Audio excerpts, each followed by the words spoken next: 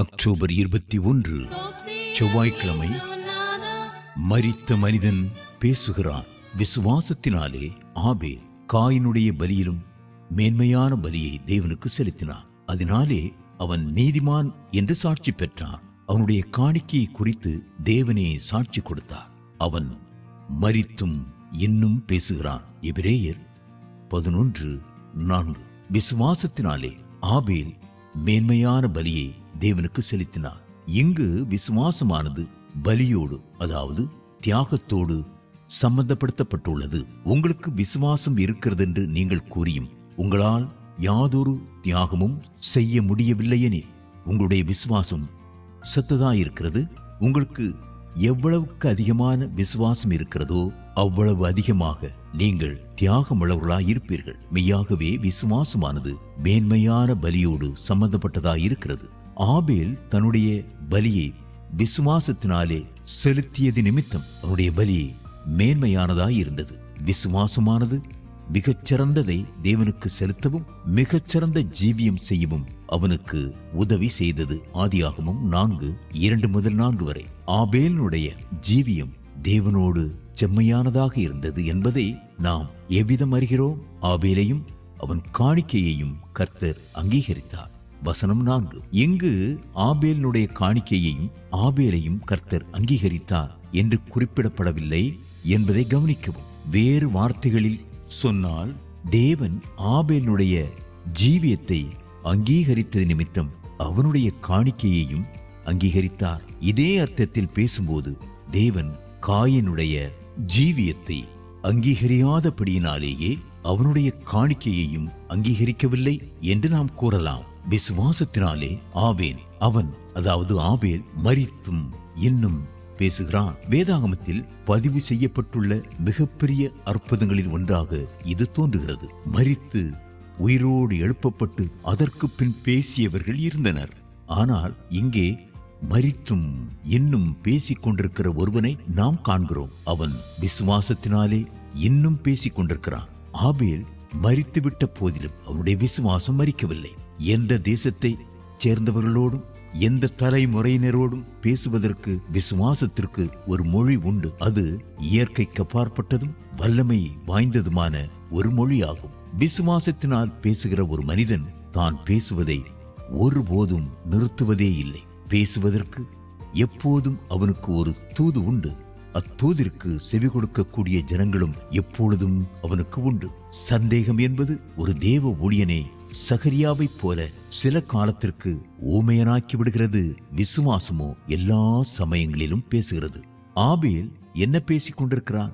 என்னை ஊக்குவிப்பதற்கு எனக்கு வேதாகமமோ சபையோ போதகர்களோ இல்லாதிருந்த போதிலும் நான் விசுவாசத்தினாலே ஒரு நீதி உள்ள ஜீவியம் செய்து என்னுடைய விசுவாசத்திற்காக மரித்தேன். நான் பின்பற்றத்தக்க மாதிரியை காண்பிக்கக்கூடிய ஒருவரும் எனக்கு முன் இருக்கவில்லை.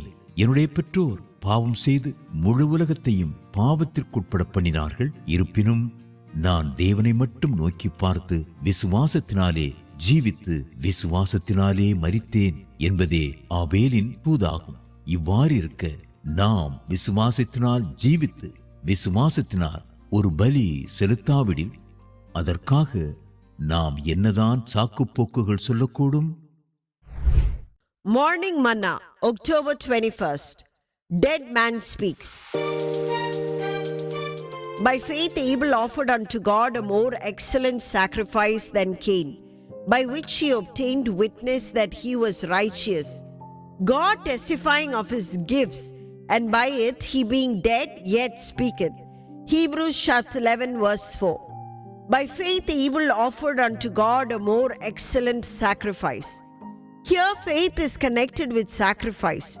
If you say that you have faith but cannot make any sacrifice, your faith is dead.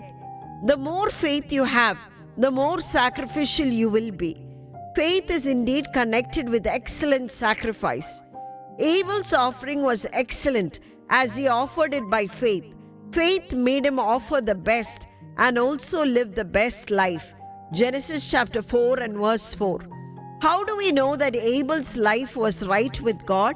The Lord had respect unto Abel and to his offering. Genesis chapter 4 verse 4. It doesn't say that the Lord had respect for Abel's offering and to Abel.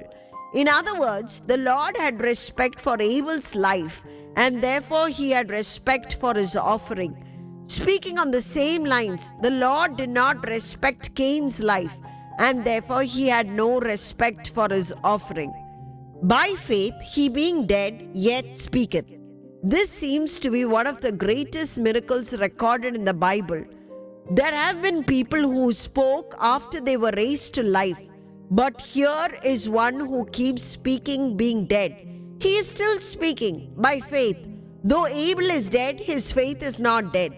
Faith has a language, a supernatural language, a dynamic language, to speak to any generation, to people of any country. A man who speaks by faith never ceases to speak. He always has a message and an audience. Doubt makes a servant of God dumb for a season, like Zechariah. Faith speaks in all seasons. What is Abel speaking? I lived a righteous life by faith and died for my faith, though I had no Bible, no church, no pastors to encourage me. There was no one to set me an example.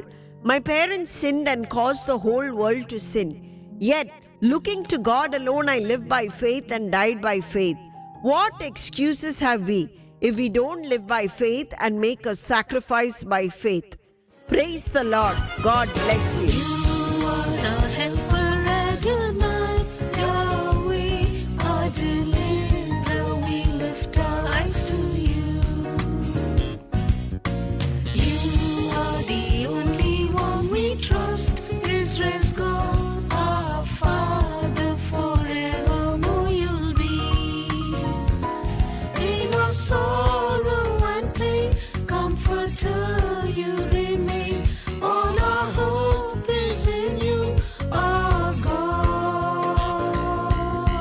You are our helper, Adonai, Yahweh, our deliverer. We lift our eyes to you.